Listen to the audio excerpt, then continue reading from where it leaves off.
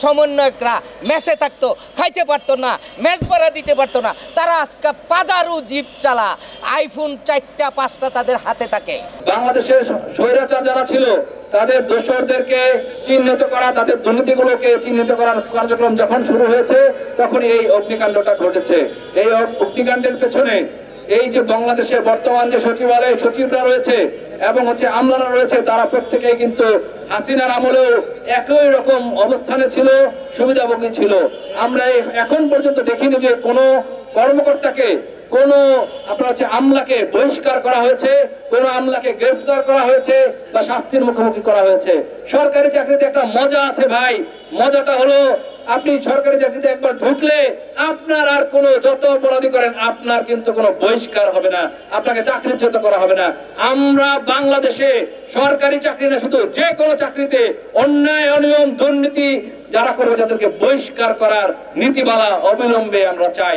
বাংলা আমার, আমি বাঙালি, মহাকালের সন্তান, মুক্তিযুদ্ধের ইতিহাস আমার, পিতা শেখ মুজিবুর রহমান, 30 লক্ষ শহীদ আমার, চিরকালের শ্রদ্ধা, বাংলা ভাষায় কথা বলি, আমি মুক্তিযোদ্ধা। আমি 3 নম্বর সেক্টর কমান্ডার শফিউল্লাহর আন্ডারে মুক্তিযুদ্ধ করেছি।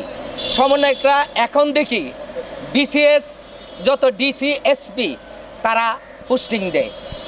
9 বছর 7 বছর আগে যারা রিটায়ার্ড করছে তাদেরকে বাড়িতে ডাইকাই না ডাইরেক্ট সচিব বসাই দিছে। 9 বছর আগে পুলিশ অফিসার রিটায়ার্ড করছে, তারাই না পুলিশ কমিশনার, তারাই না ডিআইজি, তারাই না বসাই দিতেছে টাকার বিনিময়ে। কোটি কোটি যেই ছেলেরা সমন্বয়করা ম্যাচে থাকতো, খাইতে পারতো না, ম্যাচ ভাড়া দিতে পারতো না, তারা আজকে পাজারু জিপ চালা, আইফোন 4টা 5টা তাদের হাতে থাকে। এই সমন্বয়করা ঢাকা বাংলা এশিয়া মহাদেশের মধ্যে সবচেয়ে বড় বিদ্যাপীঠ ঢাকা বিশ্ববিদ্যালয়ের পাকিস্তানি পতাকা উত্তোলন করে এবং জিন্নার মৃত্যুবার্ষিকী পালন করে। এই স্বাধীন বাংলাদেশে এর চেয়ে বড় দুঃখের কথা আর হইতে পারে না।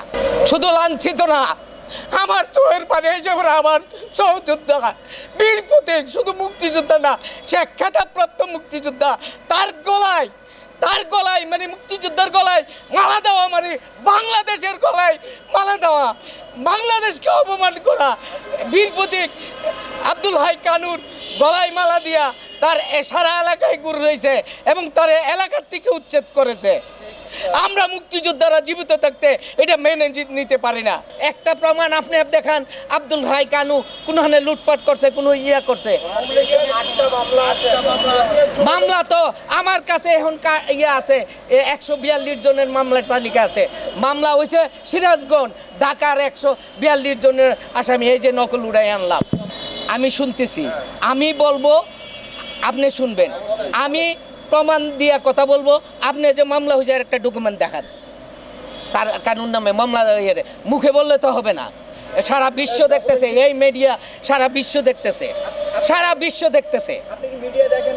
আমিও দেখি, আমি সারাদিন এই নেটে থাকি। জনমানি কী বলে, প্রতিদিন কী বলে, ওই গোলাম মাল্লা রনি কী বলে, কী বলে, সব আমি সারা রাত আমি তাজ্জুদ নামাজ পড়ি আর এগুলি দেখি আর চোখের পানি ফালাই।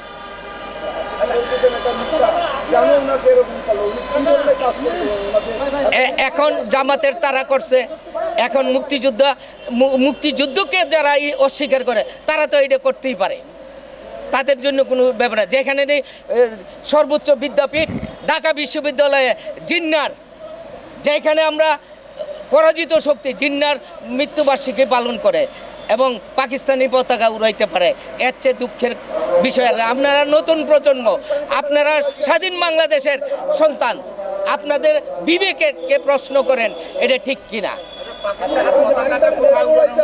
এই জিন্নার যেদিন ঢাকা ইউনিভার্সিটিতে আপনারা দেখেন নাই?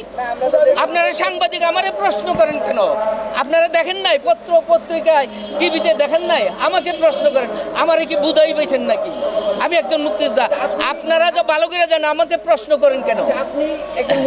হ্যাঁ, ইন্ডিয়াকে কেমন চোখে দেখেন? হ্যাঁ, ইন্ডিয়া মুক্তিযুদ্ধের সময় আমাদের সর্বোচ্চ সহযোগী ছিল। আমাদের মুক্তিযোদ্ধারা থাকার জায়গা দিছে, 2 কোটি লোকরে খাওয়াইছে, আমাদের ট্রেনিংয়ের ব্যবস্থা করছে, অস্ত্রের ব্যবস্থা করছে এবং মুক্তিযুদ্ধে স্বাধীনতার জন্য তারা প্রায় 17,000 লোক তাদের সৈনিক মারা গেছে এই মুক্তিযুদ্ধ করতে যায়।